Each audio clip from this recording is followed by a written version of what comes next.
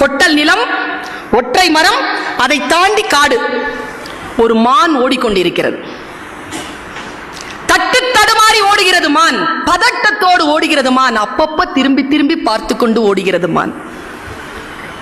கேமராவை கொஞ்சம் திருப்புறோம், எதை பார்க்குதுன்னு. அங்கே ஒரு வேடன் அம்பை குறிவைத்துக் கொண்டிருக்கிறான்.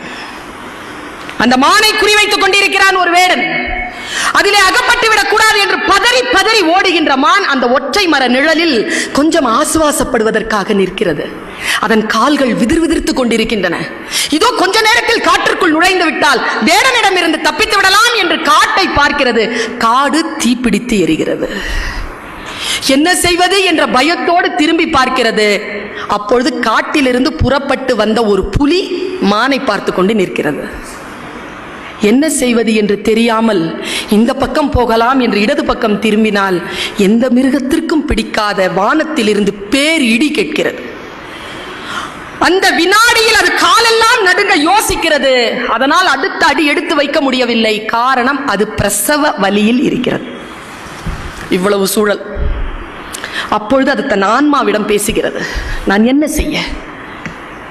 ஆன்மா அதனிடத்தில் கேட்கிறது, ஏ மானே, திரும்பி வேடனிடத்தில் போய் அடிபட்டு சாக போகிறாயா? எரிகின்ற காட்டிலே போய் சாக போகிறாயா? அல்லது புலிக்கு இரையாக போகிறாயா? அல்லது இடிக்கு சிதைய போகிறாயா? என்ன செய்ய போகிறாய்? எதுவும் செய்யாத. இப்பொழுது இந்த வினாடியில் இயற்கை உனக்கு ஒரு கடமையை கொடுத்திருக்கிறது. அந்த கடமை இந்த குட்டியை ஈனுவது. அதை மட்டும் செய் என்று ஆன்மா கட்டளையிடுகிறது. அந்த ஆன்மாவின் கட்டளைக்கு அடிபணிந்த அந்த மான் எல்லா பேராபத்துகளையும் மறந்துவிட்டு குட்டியை ஈனுவதில் தன்னுடைய கவனத்தை செலுத்துகிறது. குட்டி ஈனக்கூடிய அந்த சூழலை வேடன் பார்க்கிறான். குட்டி இதோ பிறந்து விட போகிறது என்கின்ற நிலையில் வேடன் கொஞ்சம் அந்த பக்கம் திரும்பி பார்க்கிறான். அங்கே ஒரு புலி நிற்கிறது.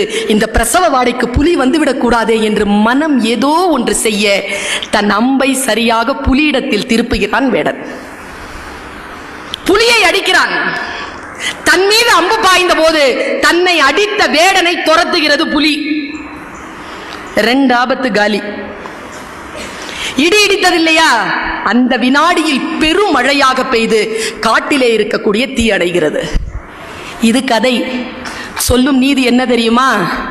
நீ உன் கடமையை முழுமையாக செய்தால் உன்னை சுற்றி இருக்கக்கூடிய பேராபத்துகளை இயற்கை பார்த்து கொள்ளும் என்கின்ற ஆழம். நம் மனம்தான் நமக்கு குரு, நம் மனம்தான் நமக்கு தலைமை.